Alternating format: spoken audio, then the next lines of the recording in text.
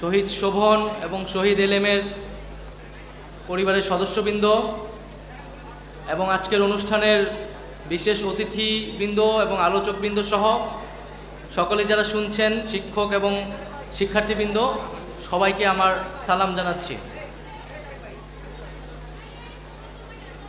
আপনারা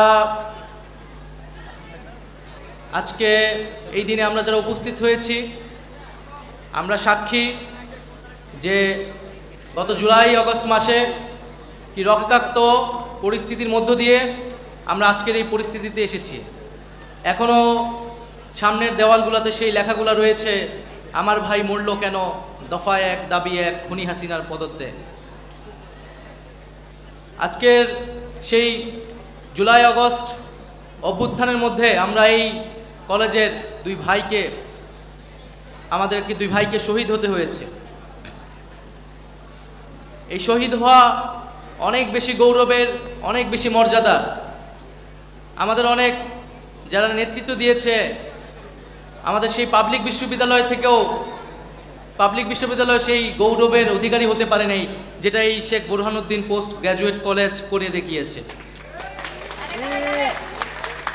এই কলেজ থেকে দুইজন শহীদ এই আন্দোলনে আমরা পেয়েছি এবং আমরা জানি যে সেই আন্দোলনের দিনগুলোতে কতটা লড়াকু ভূমিকা ছিল এই কলেজের শিক্ষার্থীদের, এবং ব্যক্তিগতভাবে তো এটা আমি নিজে মাঠ থেকে প্রত্যক্ষ করেছি।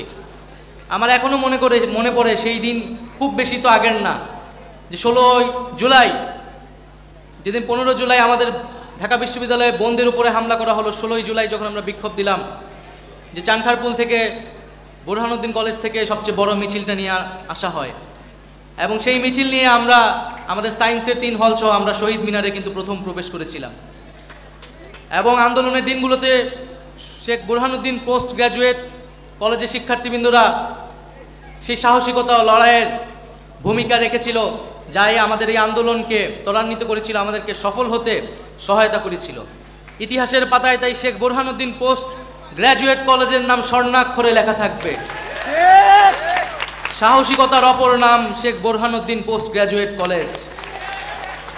আমরা আজকের এই দিনে গভীরভাবে স্মরণ করি আমাদের সেই দুই শহীদ ভাইকে, শহীদ শোভন এবং শহীদ এলেমকে, যাদের আত্মত্যাগ, যাদের রক্তত্যাগের ফলেই কিন্তু আজকে আমরা স্বাধীনভাবে, মুক্তভাবে কথা বলতে পারছি।